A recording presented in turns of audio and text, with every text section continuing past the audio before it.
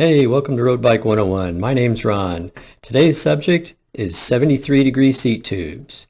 Now you might ask why 73-degree seat tubes, and it starts with a little personal story.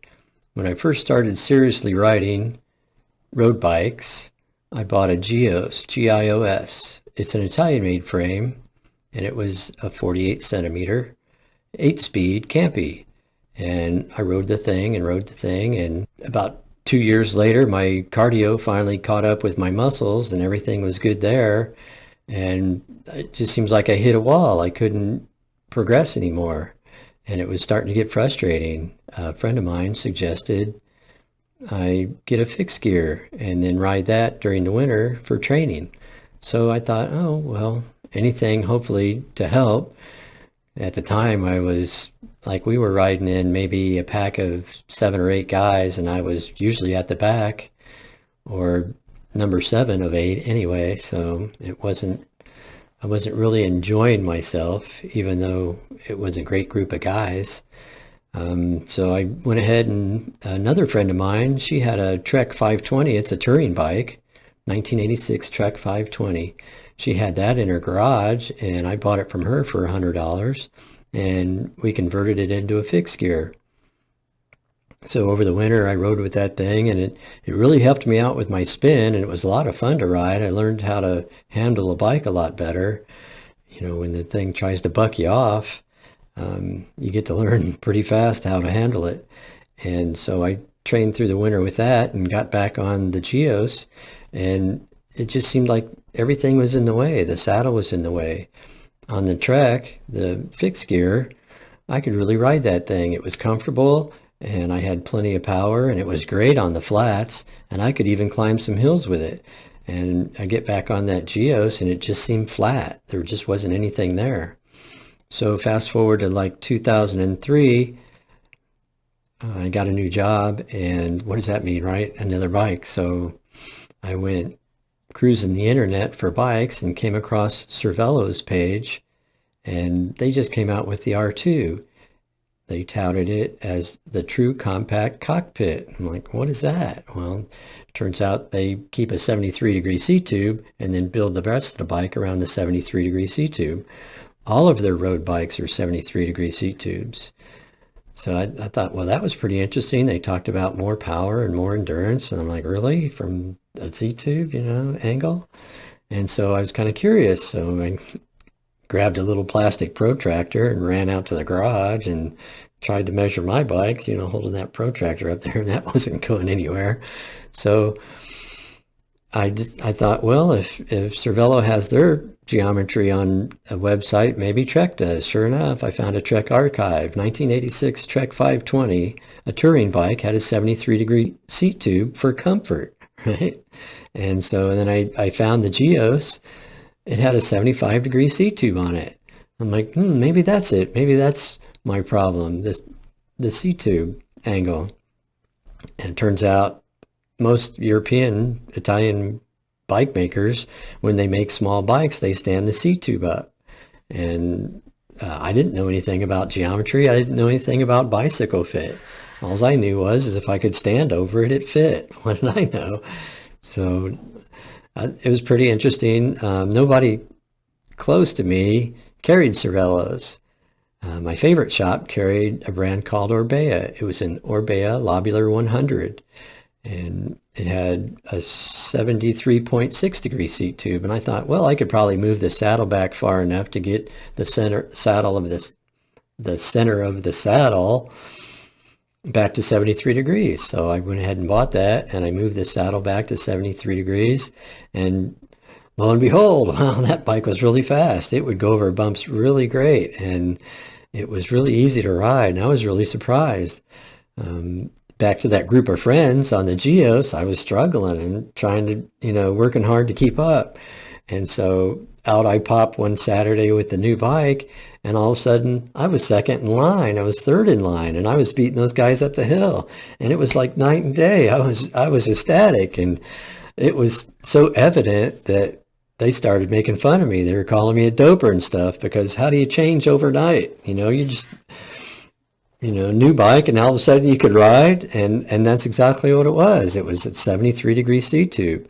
That seat tube angle allows you to get in the proper position to use your physiology to ride the bike. And it was just incredible. And I've got a little backup here, Greg LeMond's Complete Book of Cycling. And I'm going to go to page 132. And if you can see that right there, be wary of steep seat tubes, right? So I'm going to go ahead and read this because it's going to be easier for me. Be wary of steep seat tubes. Once you have found the right frame size and overall height, the next step is to ask your dealer what the angle of the seat tube is. As I explained in the previous chapter, many of the top-of-the-line racing bikes are built with very aggressive seat tube angles. I found in my cycling clinics that these very aggressive seat tube angles, 74 degrees, he calls 74 degrees an aggressive seat tube angle, often make it impossible to move the saddle back far enough to achieve the right pedaling position. Holy cow! If you find a bike with a seat tube angle of approximately 72 or 73 degrees, you should be fine. If your bike has a 74-degree seat tube angle, though, it will be very difficult to achieve the right pedaling position unless you have extremely short thighs. So everybody run to the mirror now and see if you have extremely short thighs.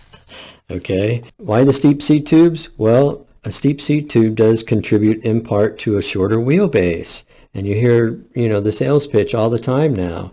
Tight race geometry and quickness and all that stuff. To understand why this is so, visualize a seat tube that is perpendicular to the ground. No bike isn't built like this, but he's going to use this for an example. Because the seat tube is steep, the rear wheel can be fitted very tightly to the seat tube. Similarly, if the head tube and fork are perpendicular to the ground, then the front wheel is very tight. This short wheelbase makes a bike that is snippy around corners and very almost overly responsive. More important, the angle of the seat tube and head tube is the frame's only suspension. Cushioning blows from the road surface. With a 90-degree frame geometry, there is no suspension, no give, and therefore no loss of power. So manufacturers are coming up with these tight wheelbase geometries to give you more power, more burst. I mean, you're not going to have more power at the end of a 100-mile ride than you are at the beginning, but if you're going to stand up and sprint every 10 minutes, then, you have more power, right? So we'll continue. There is also no comfort, though. The bike is so tight that the body is quickly worn out by all the vibrations. In the end, most serious cyclists discover that an aggressive bike does not perform better because it tires out the body. Now, the manufacturer's fix for that was carbon fiber, right? Carbon fiber doesn't, pass on vibration from the road to you, but if you can't ride it for long distances, if you're not comfortable, if you can't use all your muscle groups, if you're not in the right position, what's good's carbon fiber?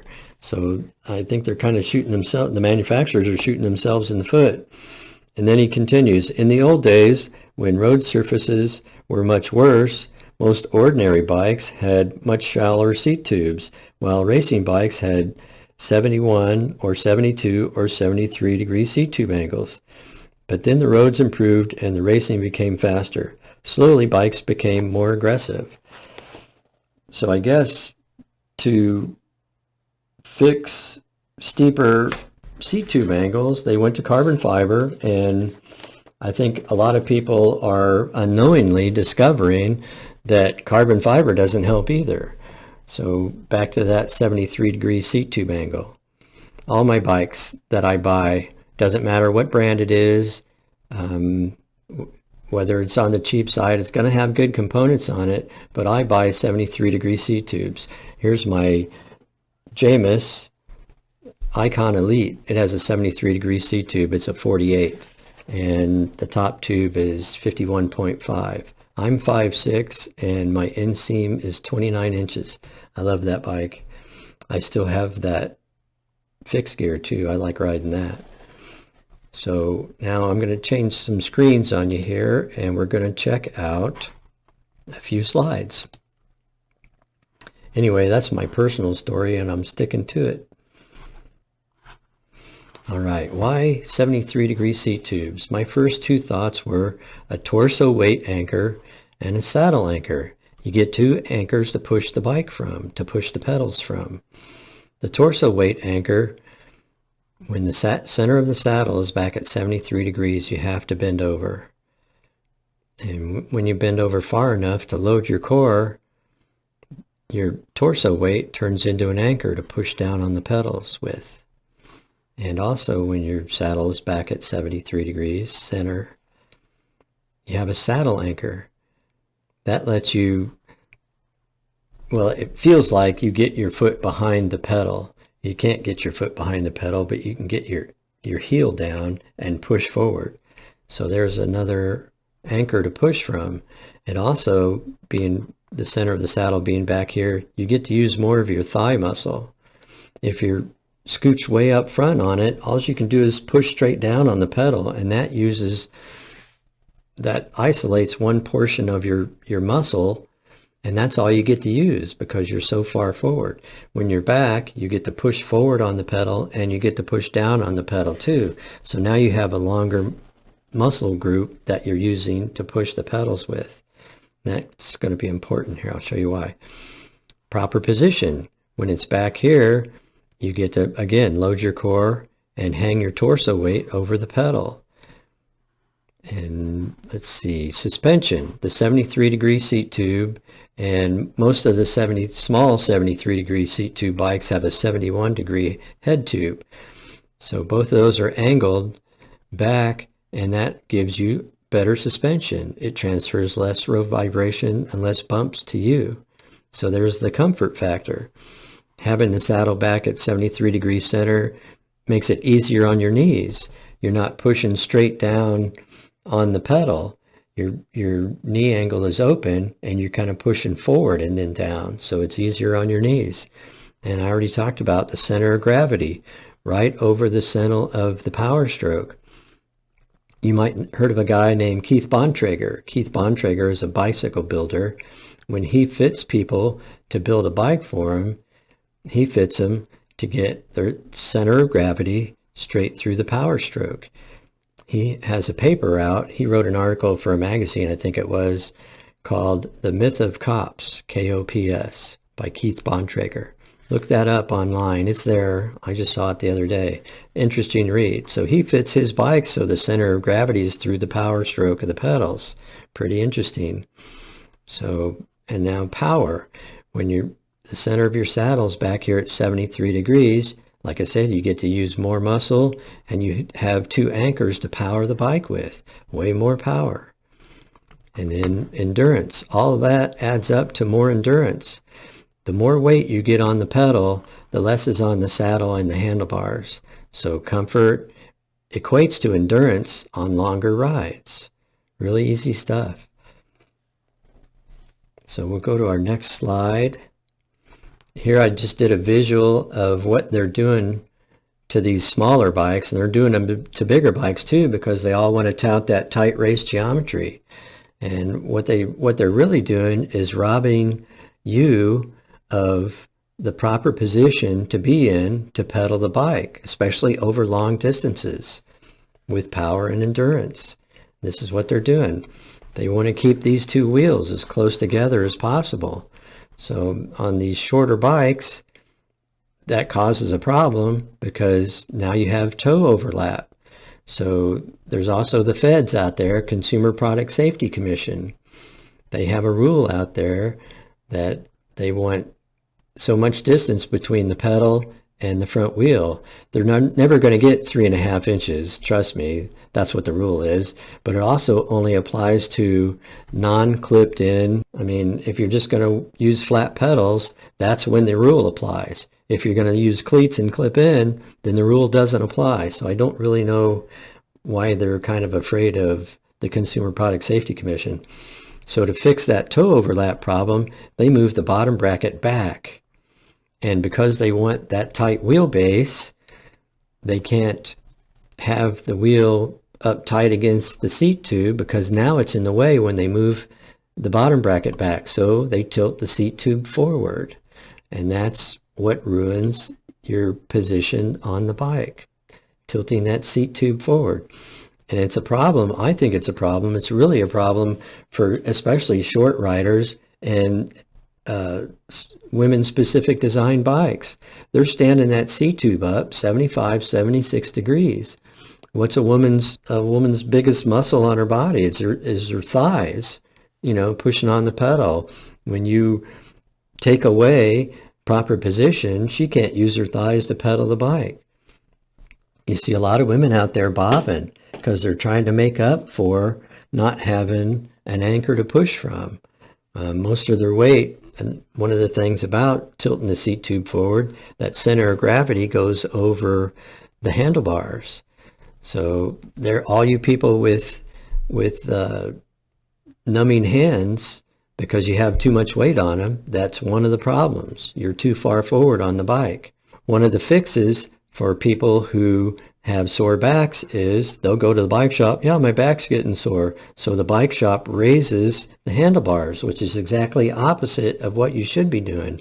You should be bending over far enough to load your core and taking the weight off of your back muscles and then hanging that core weight over the pedals. So there's a little quickie on that. I'm going to get to this last slide here. Advantages of 73-degree shallow seat tubes. Comfort, shock absorption qualities of the frame, facilitates a better riding position for anybody. Position to use your physiology. That's important. You want to be able to use your physiology to transfer weight to the pedals and get it off of the saddle. Weight distribution, like I just said, enables two anchors, the saddle and your torso weight. More power, more quad use muscle, faster recovery during a ride. The more of your muscle you use, you're not isolating one section of it. If you isolate one section, then it's hard for that one section to recover. If you use the whole thing, it recovers a lot faster. Even being in the front of a pace line, you're pulling for 2 minutes and then you come to the back, you have faster recover time. I know, I've experienced it. And all that adds up to endurance. It's all pretty simple. It's just getting away from the mindset of that tight race geometry. There are bikes out there, 73-degree seat tube bikes. They're hard to find. Cervelo makes 73-degree seat tube bikes, but I don't want to do a recommendation because of, carbon fiber bottom brackets having a lot of trouble now. I stay away from carbon fiber bikes. I have a gravel bike. It's a Jamis S1. It's a 48 too, and it also has a 73-degree seat tube, and it has 650 wheels, and I don't have any toe overlap on that bike. I really like it. So finally, frame geometry does matter. Everybody needs to pay attention to their frame geometry and where the center of their saddle is, what that angle is. If you learned anything, let me know in the comments. Like and subscribe. I appreciate you listening. Peace and safe riding, you guys. Take care. Have a good day.